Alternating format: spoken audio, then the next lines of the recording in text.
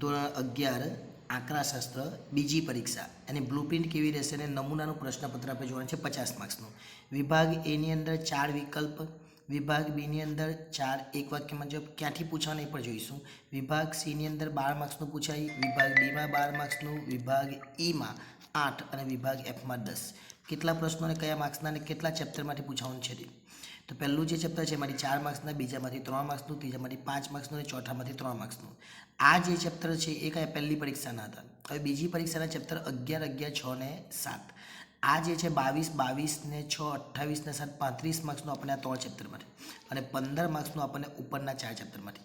એટલે આ 4 ચેપ્ટરમાંથી 35 માર્ક્સનું અને ઉપરના 4 ચેપ્ટરમાંથી 15 માર્ક્સનું આપણને પૂછાશે.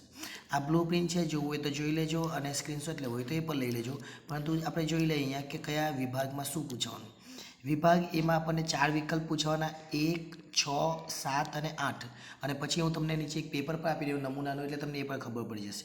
વિભાગ બીની અંદર પણ તમને 4 પ્રશ્નો પૂછવાના, 1, 5, 6 અને 7માંથી. વિભાગ સીની અંદર આપણને કેટલા પ્રશ્નો પૂછાય? 6. અને આ જે 8મું છે એને 8માં આવે. એટલે પહેલા ચેપ્ટરમાંથી 1, 5મું એટલે વિષમતામાંથી 1, ક્રમચય સંચયમાંથી 1, પછી નિદર્શનમાંથી 2 અને 8માંથી 2 એટલે કે કયું? વિધેયમાંથી. પરંતુ એમાંથી એક જ લખવાનો. વિભાગ ડીની વાત કરીએ તો વિભાગ ડીની અંદર બીજા ચેપ્ટરમાંથી છે, ચોથું પ્રસારમાન છે, 5મું વિષમતા છે અને 6થું ક્રમચય સંચય છે. એટલે આ 4 પ્રશ્નો પૂછાય, પરંતુ આ 6ઠાની અંદર આપણે 6ઠ્ઠા અને 8માં 6 લખી શકીએ. વિભાગ ઈની અંદર તમને 2 પ્રશ્નો પૂછાય, 4 માર્ક્સના એટલે 8 માર્ક્સ. પરંતુ જે 19 નંબરનો પ્રશ્ન છે એમાં 2 પ્રશ્નો ક્રમચય અને સંચયવાળા, એમાં 2 પ્રશ્નો પૂછાશે અને બંને લખવાના. 20માં પણ આપણને વિધેયના 2 પ્રશ્નો પૂછાય, બંને લખવાના. અને એફ આપણા માટે ખૂબ જ અગત્યનો, જે આપણને 2 પ્રશ્નો પૂછાય. ત્રીજો પ્રશ્ન એ મધ્યવર્તી સ્થિતિમાનના માપો એટલે મધ્યક, મધ્યસ્થ, બહુલક. અને જે 5મો જે છે એ વિષમતામાંથી આપણને પૂછવાનું છે. નમૂનાનું પ્રશ્નપત્ર છે એ પણ જોઈ લઈએ. આ પ્રશ્નપત્ર નમૂનાનું છે. નીચેનામાંથી કયું ઉદાહરણ ગુણાત્મક માહિતીનું છે? તો આવકની ઓછી, મધ્યમ અને ઊંચે વ્યવહાર એ ગુણાત્મક માહિતી કહેવાય. x વત્તા એ આખાની n ઘાત એનું વિસ્તરણનું અંતિમ છેલ્લું પદ કયું કહેવાય? એની n ઘાત કહેવાય. કોઈ મોલમાં પ્રવેશતા દરેક વાહનની સલામતી, આ ખૂબ જ અગત્યનું પેપર છે એટલે ખાસ જોજો. ને શેનું ઉદાહરણ કહેવાય? તો સમસ્તી તપાસ કહેવાય. અને જો એક જ પ્રતિબિંબ મળતું હોય તો એને અચળ વિધેય કહેવાય. ત્યાર પછી વિભાગ બી જોઈએ. વિભાગ બીની અંદર નિદર્શની વ્યાખ્યા એટલે સમસ્તીમાંથી જે પસંદ કરવામાં આવે એને નિદર્શની વ્યાખ્યા કહેવાય. વિષમ મધ્યસ્થનું સ્થાન ક્યાં હોય? તો મધ્યક એટલે કે x બાર અને MO અથવા Z એટલે બહુલકની વચ્ચે હોય.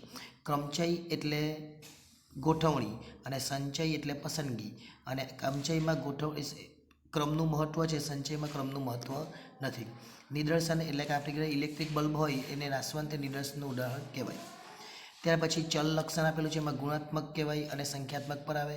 અને આ રીતના દાખલો આ પણ પૂછેલો છે, એ પણ જોઈ લેજો. ત્યાર પછી 11 નંબરનો દાખલો ક્યાંથી પૂછાય, 12 નંબર ક્યાંથી પૂછાય, 20 નંબરનો, આ 13 નંબરનો દાખલો 14માં વિસ્તાર છે, આમાં 3 મૂકવાના અને -3 મૂકવાના એટલે જવાબ આવી જાય. ત્યાર પછી ડી છે. ડીની અંદર કયા પ્રશ્નો પૂછાય? 15, 16, 17, 18 એ પણ જોઈ લેજો, એટલે એમાં મુશ્કેલી નહીં થાય. બહુ ઇઝી દાખલા છે આ બધા જ. અને આ બધા જ દાખલાનું સોલ્યુશન આપણે મૂકેલું છે, અને ન જોયું હોય તો તમે ડિસ્ક્રિપ્શનમાં લિંક આપેલી અથવા પ્લેલિસ્ટમાંથી પણ જોઈ શકો છો. વિભાગ ઈની અંદર પણ દાખલાઓ છે, એમાં આ દાખલા પણ બંને બહુ ઇઝી છે, એકવાર જોઈ લેજો. અને એફ અને આખું સોલ્યુશન આપણે મૂકેલું જ છે, એટલે સોલ્યુશન પણ તમે જોઈ શકો, એટલે તમને એમાં પણ મુશ્કેલી ન થાય. વિભાગ ઈની અંદર કયા કયા દાખલા પૂછવાના, વિભાગ એફમાં કયા દાખલા પૂછવાના એ આપી દીધા. એટલે આ તો આખું બ્લુપ્રિન્ટ અને બ્લુપ્રિન્ટ પછીનું એક નમૂનાનું પ્રશ્નપત્ર. વિડીયો ગમ્યો તો લાઇક કરજો અને ચેનલને સબસ્ક્રાઈબ કરજો. આભાર.